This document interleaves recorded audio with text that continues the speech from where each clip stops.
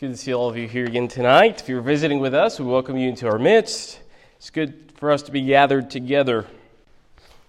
To many people in different parts of the world, worship may seem or may mean something entirely different than what we are accustomed to. Depending on cultural circumstances and the particular region in which you live, worship could mean something simply as sacrificing a goat. Or, unfortunately, it could mean sacrificing a young child. To a lot of different people, worship means different things. And the question we want to ask tonight is, what does worship mean to us?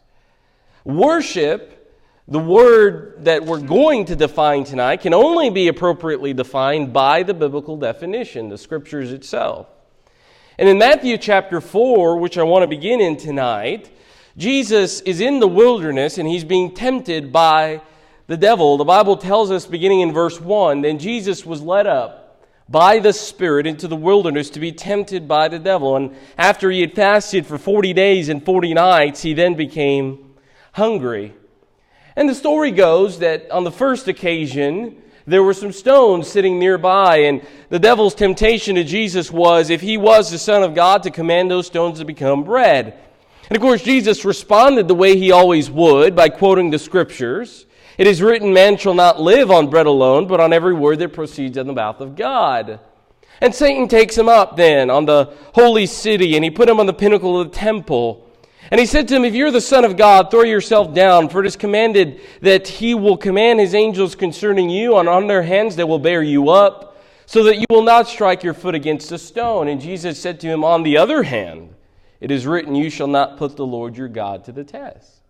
And Satan leaves the ultimate temptation for last, the one that every single person in the book of Matthew and the Gospels would fall to, the one that they would all succumb to, and that's this one.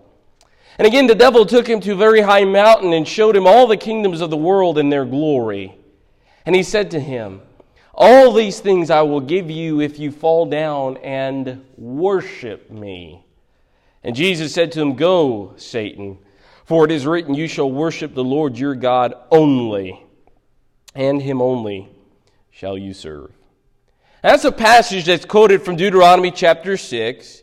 And Deuteronomy chapter 6 follows on the heels of the re-giving of the Ten Commandments, something that we talked about this morning. The 5 books in the Old Testament penned by the man Moses, Genesis, Exodus, Leviticus, Deuteronomy, and Numbers included. All those books illustrate a holy God that wants to create a habitation with human beings. But here you have the devil in the midst of that, trying to define his own term on the subject of worship.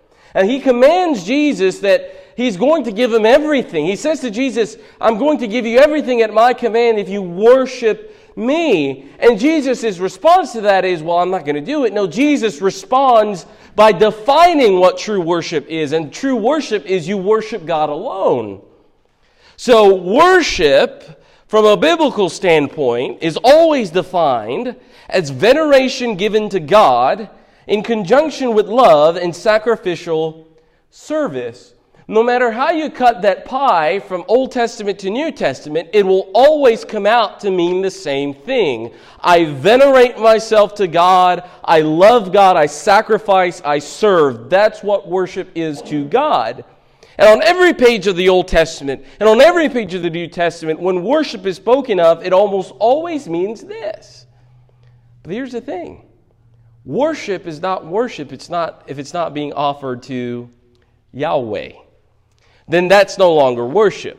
Which is why Jesus says what he does here to Satan, get away from me, Satan. It is written, you shall not worship any other except the Lord your God. And of course, that's the Hebrew term for Jehovah, for indeed Yahweh. But that's carried over into the New Testament. Not only is Yahweh to be served, but Jesus proves himself deity and also the Holy Spirit. So they make up this Godhead, which indeed is God, and they're worthy of worship. And the reason we know that's what worship means is because there are multiple other examples in the Scriptures where other men and sometimes even angels, men are seeking to worship other men and even angels. And they are always rebuked in doing that. One of the most popular examples that we always look at is in Acts chapter 10. In Acts chapter 10, Peter is coming to the house of the pagan Cornelius. Now, Cornelius, being a Gentile, would have no doubt had some type of idea about worship. In fact, the Bible tells us in Acts chapter 10 that he was a devout man, he gave alms to the poor, and he prayed continually. But when Peter comes to the house of Cornelius, Cornelius seems to have an understanding of who this man is. And in verse 25, when Peter entered, Cornelius met him. He fell at his feet and he worshiped him. And Peter said to him, "Stand up, I too am just a man." I don't know what was going on in the mind of Cornelius, whether or not he thought that Peter was some type of a god or some type of a divine figure, but the point of the passage is Peter was just another man. Sure, a lot of Jews looked at the apostles as if though they were higher than them. But the point is always mentioning God is the one worthy of worship. And recently in our studies of the book of Revelation, when John is seeing the vision of the marriage supper of the Lamb, he is overwhelmed with the thought of joy, with the thought of happiness. And the Bible tells us in Revelation 19 and in verse 10 that John falls down to worship at the feet of the one that was speaking to him. And it is there that we learn that it is not God, but an angel that John is speaking to. And the Bible tells us in Revelation 19:10 that the angel responded, "See to it that you do not do that." Do not do that. Now, that's something from a purely ancient standpoint that would have been surprising. It is widely believed, in fact, it was widely practiced that you could have worshipped angels. In fact, there are multiple sources in history that accredit men worshiping angels, even sometimes the quote-unquote 7 archangels. But here, John, an apostle of Jesus, who is exiled on the island of Patmos, he is harshly and strongly rebuked. He said, "See to it that you do not do that." Why? "I am a fellow servant of yours and your brethren who hold the testimony of Jesus." Worship God. The angel not only rebukes John for worshiping him, he redefines what it really means to worship. Do it to God. Because only in that instance is worship true worship. Now there's something interesting that happens at the end of this book. John does it again. And for the life of me, in studying chapter 22, I don't know why he does it. I can only surmise that it serves as an example as the book comes to an end, that we all need to again worship God. In verse 8, "I, John, am the one who saw and heard these things," in chapter 22 of Revelation. "And when I heard and I saw, I fell down to worship at the feet of the angel." He knows it's an angel this time, so why does he do it? I don't know. But he said to me, "Do not do that. I am a fellow servant of yours and of your brethren, the prophets, and of those who heed the words of this book." Worship God. Some speculate that John is doing this purely from an exemplary standpoint. In other words, the folks who are reading this book in Revelation, they are tempted to compromise their faith in idol worship. So some people suggest that John, being a prophet, is showing them that worshiping something even as an angel is not okay. That could be possible. But the point of the passage is that worship only belongs to God. Worship is veneration given to God in conjunction with love and sacrificial service. And there are any number of passages that we could turn to the Old Testament to see that. I mean, how many times do we see people falling on their faces before God? In Exodus chapter 3, when Moses has left the land that he has been in, and he comes to this mountain where he's leading his father-in-law's goats, the Bible tells us that the burning bush was there, and Moses turned aside to see the sight. The fire had not consumed this bush. What a sight it must have been. And as he draws near, the Bible tells us that a voice came and he says, "Moses, Take off your sandals, for the ground where you're standing is holy ground. And Moses does not only do that, but he prostrates himself. He recognizes that this is something beyond him, something beyond the human thought. And again, in Exodus chapter 19 and chapter 20, when they come to the foot of Mount Sinai, the Bible tells us that all the people were gathered together, and they were brought to their very knees by the sight of the theophany that God was among men. One of the greatest New Testament examples of this idea is, of course, in John chapter 4. It was a fascinating conversation that unfolds, and we're not going to read the entire story, but I want to make a couple of points from it. In John chapter 4, Jesus meets this Samaritan woman at a well where she is drawing water, and the Bible tells us that she worshiped on this mountain. In verse 20, she says, "Our fathers worshipped in this mountain, and you people say that in Jerusalem is the place where all men ought to worship." And Jesus said to her, "Woman, believe me, an hour is coming when neither on this mountain nor in Jerusalem will you worship the Father. You worship what you do not know. We worship what we know. We worship what we know, for salvation is from the Jews. But an hour is coming, and now is, when the true worshipers will worship the Father in spirit and in truth. For such people the Father seeks to be His worshipers. God is spirit, and those who worship Him must worship Him in spirit and in truth." This woman had an idea that worship had to be confined to a mountain spot. And of course, there's a lot of people that have an idea that worship needs to be confined to a certain location, right? For example, people don't believe you can worship God outside of a church building. That's unfortunate. It's not the church building that makes worship possible. It's the people that are gathered together in the name of God that makes it possible. And I think that's where this definition goes askew. We start to think that worship is confined because of what we think, of what we like, of our traditions, the traditions of men. But that's not what worship is. Jesus says, believe me, it's not going to be Jerusalem. It's not going to be this mountain. You can be anywhere as long as what? You know what you are worshiping. And what is that, Jesus?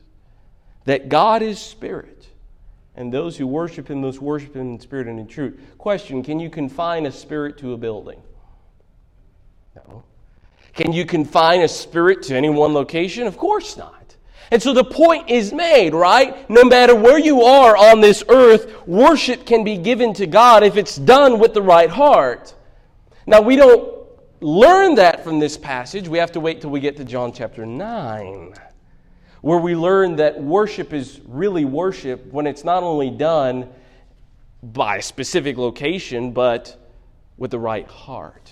In John chapter 9, of course, the story of the blind man, he was born this way. The Bible tells us that increasingly, as his eyes were opened, that he began to learn more and more about Jesus. At the first occasion, they asked him, "Who opened your eyes?" And he says, "I don't know." And the second time when they approached him and they asked him this question, he says, "This man could not do this except if he were from God." And so the Pharisees say, "Well, who is he to you?" He says, "I perceive that he's a prophet."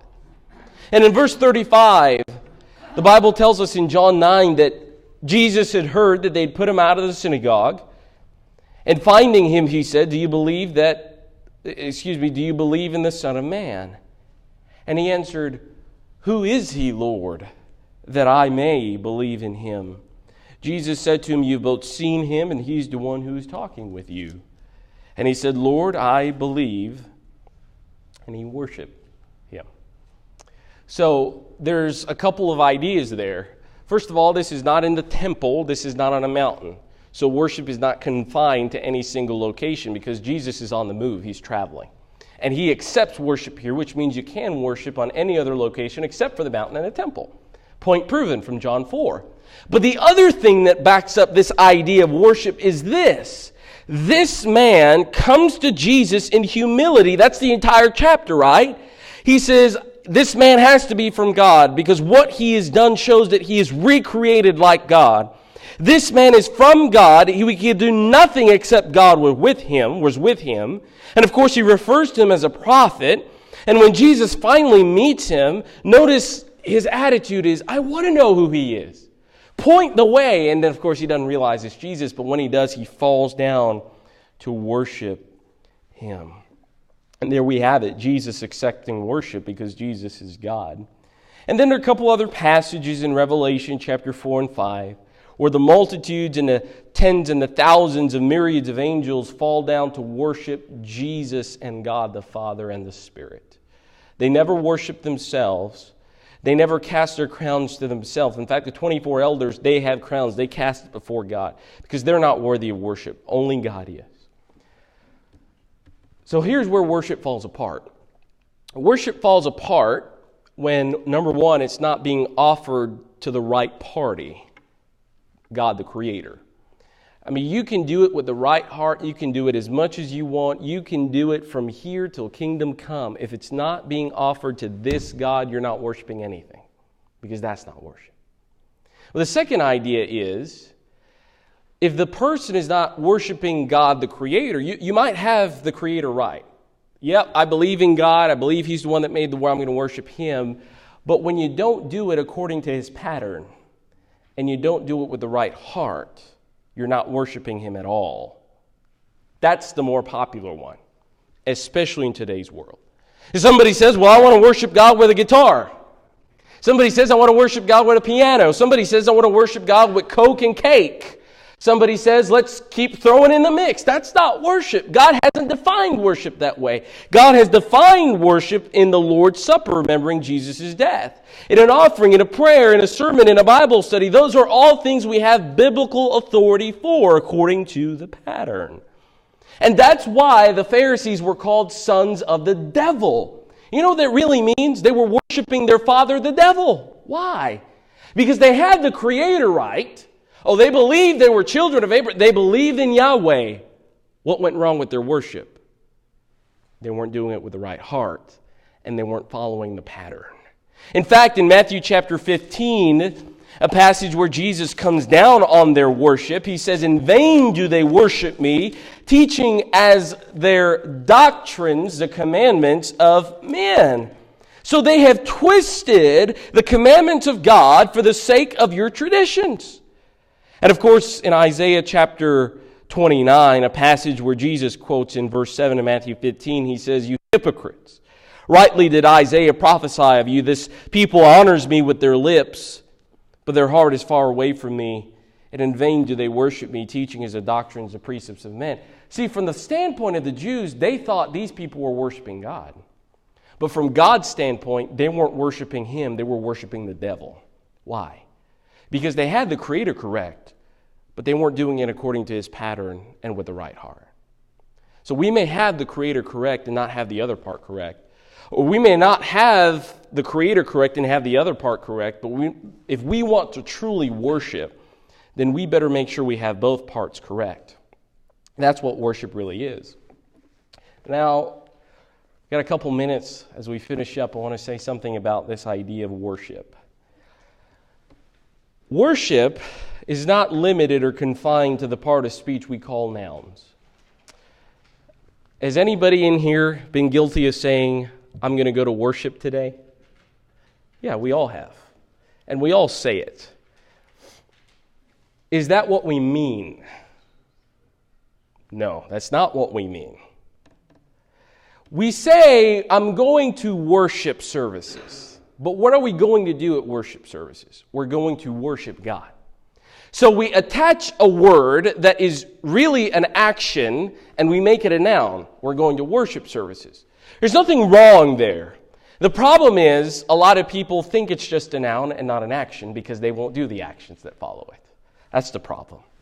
Worship from a biblical perspective is almost always referencing an action or actions being carried out by a group of people with respect to revering God. So somebody says, I'm going to worship services. That's different than that person saying, I'm going to go to worship services to worship. Some people go and they do both. Sometimes people go and just do the first one. They just warm the pews, just sit there and do nothing. That's not worship. And that person is not worshiping God the Creator. God the Creator is not accepting that worship.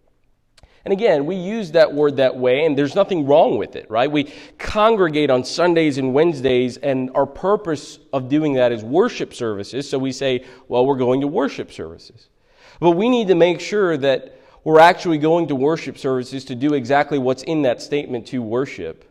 We need to place emphasis on the actions that follow the necessity of that word. And in the Scriptures, the actions that are often accompanied in worship include prayers, offering of sacrifices, singing, bowing down, keeping quiet, etc. And some people don't think about keeping quiet as an action of worship, but believe you me, there are multiple times in the Old Testament especially where just keeping your mouth shut is sometimes considered the best form of worship. And there is a time and a place for that, to treat God as reverent. In fact, in the book of Habakkuk, in chapter 2, the Bible tells us, the Lord is in His holy temple, let all the earth keep silent. Sometimes our mouths get us in trouble if we're not careful. So sometimes it's better to just keep quiet. And I think there's some good to that. We have a minute of silence that we do. I think there's some good in that, to set our minds on the things that we need to do before we just rush into anything haphazardly. And these are all specific actions taken by individuals who want to revere God absolutely. And when we say we will go to worship, we often need to reflect on these words and think about how important it is to God that we worship Him with the correct actions and with a pure and humble heart. We should never take worship to the Almighty God lightly. Nadab and Abihu, which we talked about that this morning, they learned that the hard way. They took their worship to God lightly. Whatever the case was, they messed up and God killed them for it. Worship is not done for our entertainment. And that's where the pattern gets mixed up a lot of times. People want to go to worship to feel good, to entertain themselves, to satisfy the body.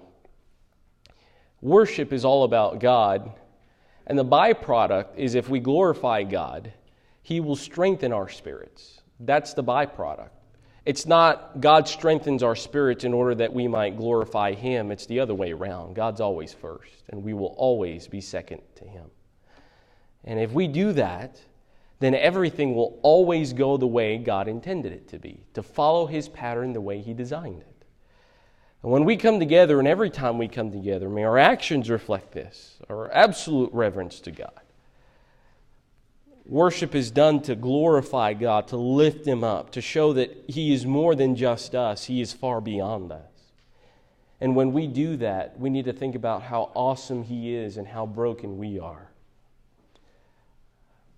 I always remember a thought from a friend of mine. He says, if you go to worship and you worship God the way that you ought to, the way that you truly ought to, and you walk away from that place and you feel like you're the best person on earth, you have not worshiped God. You have not worshiped God. Because you should never feel like the best person on earth walking away from true worship. You should feel lowly, pale, and broken in comparison to this great God. And I would suggest to you that's how every single worship instance in the Old Testament and the New Testament is shown. People are unworthy that they even have the opportunity to come before God. And they don't ask, well, let's do it our way. They say, let's do it God's way. Because that's the way that's going to get us to heaven ultimately. If you're here tonight, part of your worship to God is what we mentioned in that phrase, service, sacrifice. The water behind me might be a little cold, but maybe that's a part of sacrifice, right? If you really want to be with God in heaven, a little cold water won't kill you. What's the phrase? A little cold water is better than a hot hell? Yeah. And that's true. That is true. There will be no sin in heaven. There will be no crying and no pain, no death. And we want to get away from all of that. Well, you can change that tonight. If you come, if you're baptized for the forgiveness of your sins,